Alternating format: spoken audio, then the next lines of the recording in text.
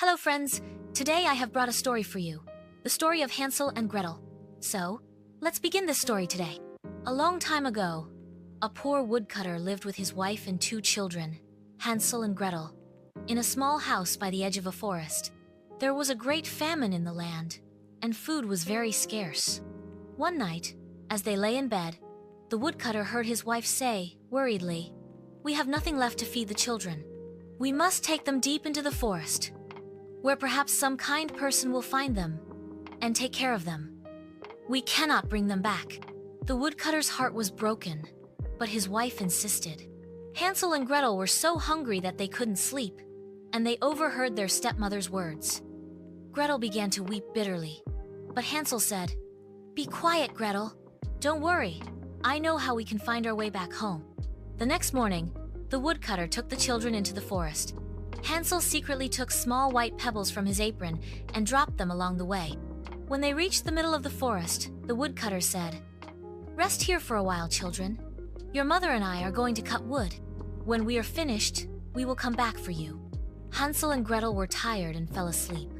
When they woke up, it was dark, and their parents were nowhere to be seen. Gretel began to cry again, but Hansel comforted her. "Look," he said, "I dropped white pebbles along the way. We can follow them back home." They followed the pebbles, which shone in the moonlight, and finally, they reached their house. Their parents were very surprised to see them, but poverty remained. Sometime later, food became scarce again, and the stepmother made the same plan. This time, Hansel couldn't drop pebbles because the door was locked. The next morning, they went into the forest again, and Hansel dropped pieces of bread along the way. But the birds ate them, so they couldn't find their way back. They wandered through the forest for many days, hungry and tired. Finally, they saw a strange little house made entirely of gingerbread, cakes, and sugar. They were so hungry that they immediately broke off pieces of the house and began to eat. Suddenly, an old woman came out of the house. Her eyes were sweet, and she said, "Oh, you dear children! What are you doing here? Come inside with me. I will give you good food and put you in soft beds."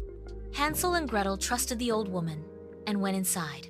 But the old woman was actually a wicked witch who had built the gingerbread house to lure children in, fatten them up, and then eat them. The witch locked Hansel in a cage and ordered Gretel to cook good food for him. Every day, the witch would feel Hansel's finger to see if he had gotten fat. Hansel cleverly held out a thin bone instead, which the witch thought was his finger. When the witch realized that Hansel would never get fat, she lost her patience and said to Gretel, "Today, we will bake Hansel." Gretel was very scared, but she didn't lose her courage. The witch told her to heat up the oven.